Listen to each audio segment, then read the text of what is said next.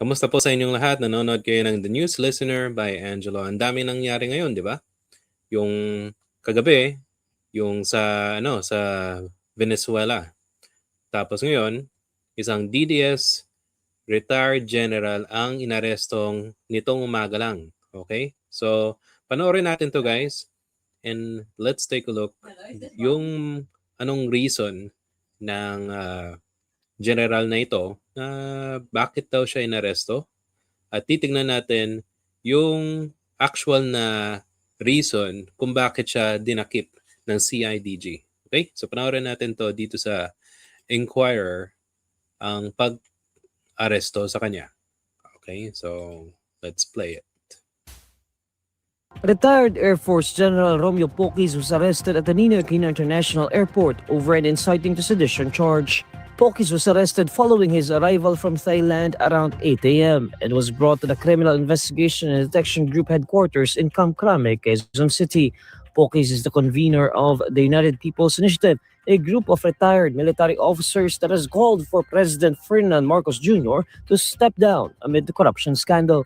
In a press briefing at Camp Crame, Acting Philippine National Police Chief Lieutenant General Jose Melencio Nartates Jr. said a warrant for Poquis' arrest was issued on December 5. Asked whether the arrest signaled a crackdown on anti-administration sentiments among retired uniformed personnel, Nartates says the arrest was not personal.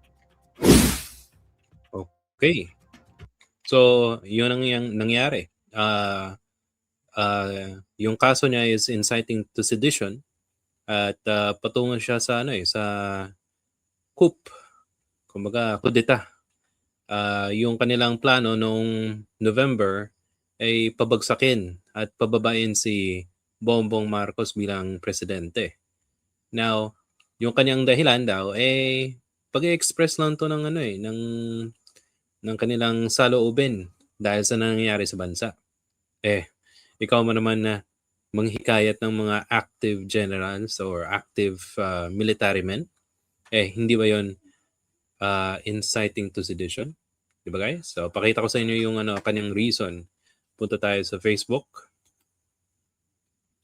At pakinggan natin tong kanyang magaling na dahilan. Dahil trabaho ng CIDG yun, ang hindi natin maintindihan at kinakababahalan natin ay bakit yung mga taong nagpapahayag ng mga damdamin, nagpoprotesta dahil dito sa mga matinding korupsyon na ito ay kinakasuhan, pinuhuli, inaaresto tulad ko.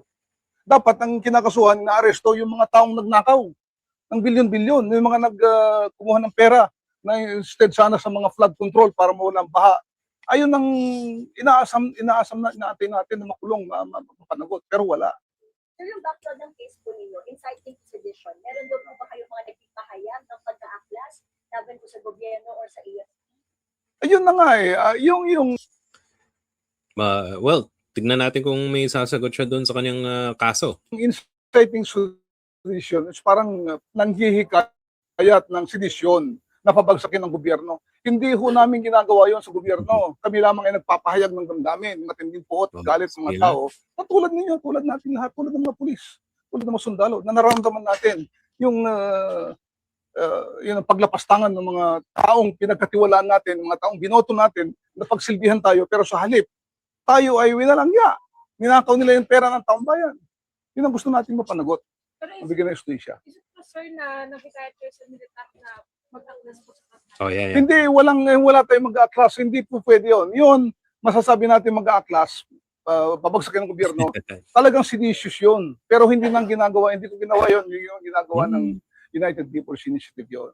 Pero General, ano daw po yung sige. kayo kinasuhan ng inciting to sedition? Yung sinasabi nila, yung mga post ko raw na destabilization, ng gugulo sa gobyerno, mga ganoon. Pero wala naman yung talagang mag-aklas, labanan ng gobyerno, papagsakin, wala naman ganoon.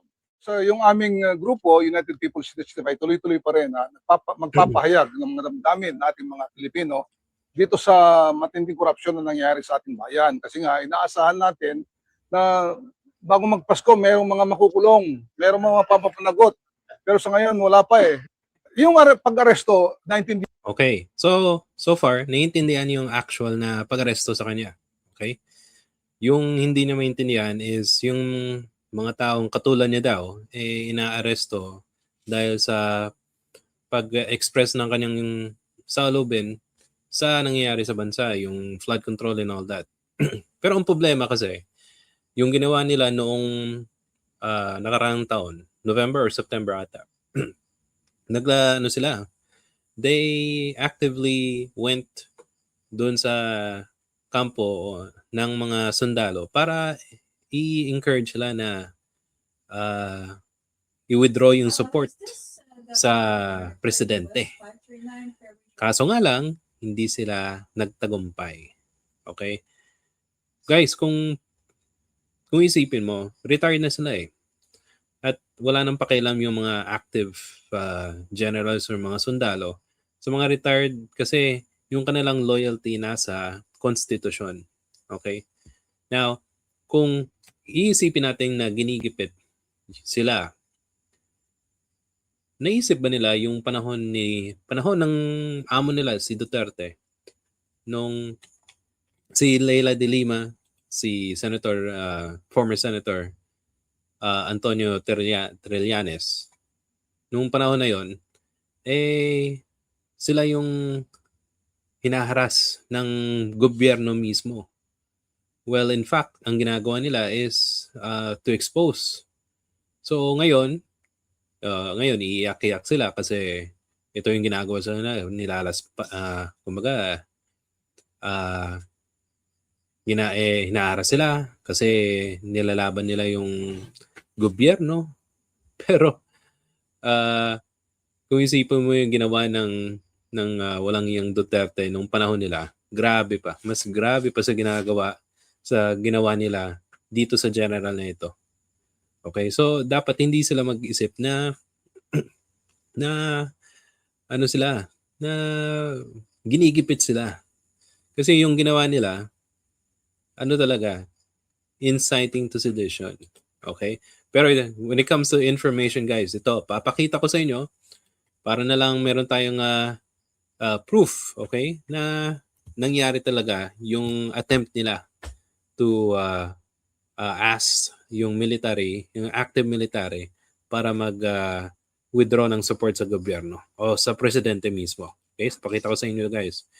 So sabi dito sa Gemini, you can check this online at search nyo lang yung information ng the reason yung pag-aresto sa kanya. So sabi dito, AFP Chief of Staff General Romeo Browner Jr. has provided most detailed account of what government considered a soft coup attempt.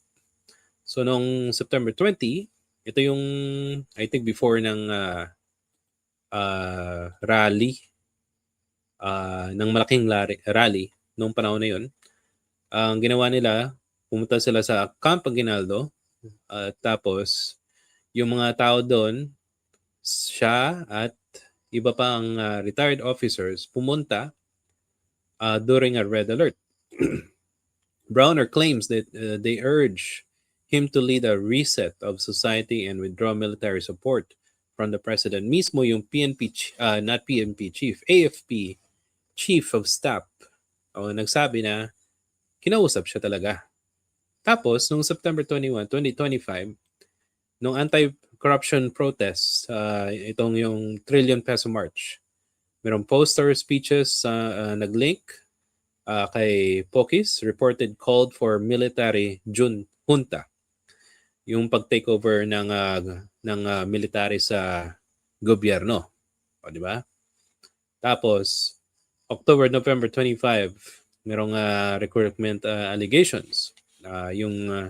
Si Browner nag-report na merong mga retired officers na they reach the younger commanders to convince them to intervene in politics, citing grievances over military pensions and corruption. Yun, tapos nag-issue na yung Quezon City Court noong December 5, 2025. Itong general nito, by the way, wala siya nung panahon na yun. Nang final ng Quezon City Court yung warrant of arrest sa kanya. Okay?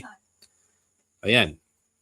So, ano pa, balik tayo sa well, by the way, I forgot to mention, I just also remember na itong mga DDS generals na to, ang ginagawa nila is na sumasama sila sa mga big rallies para hikayatin yung mga ordinaryong mamamayan para umaklas din.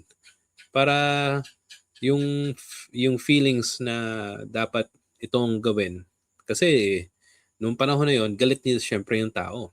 So sa tingin nila, pwede nilang kunin yung mga tao na yun para lusubin yung Malacanang o yung kampo ng ng mga militar para mag-aklas.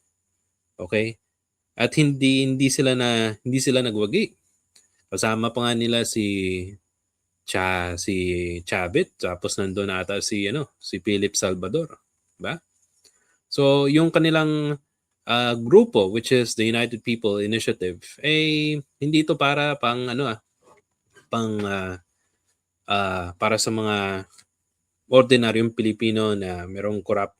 Pero ang real reason nila is para i-install si Sara Duterte na maging presidente at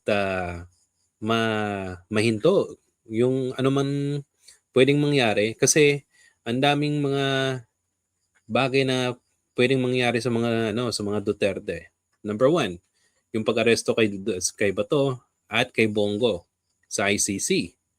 Tapos yung kasong pwedeng mangyari, which na nag-file ng kaso yung civil society ng graft and corruption laban kay Sara Duterte.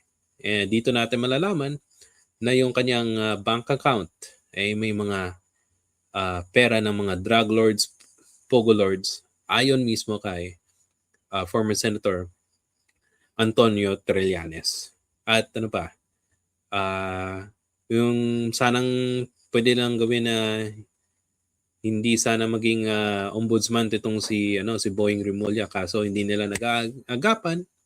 Yun, isa sa mga balakid nila. Kasi pag na-install si Sara Duterte ng mga nagbabalak na mag-kudeta, ang mangyayari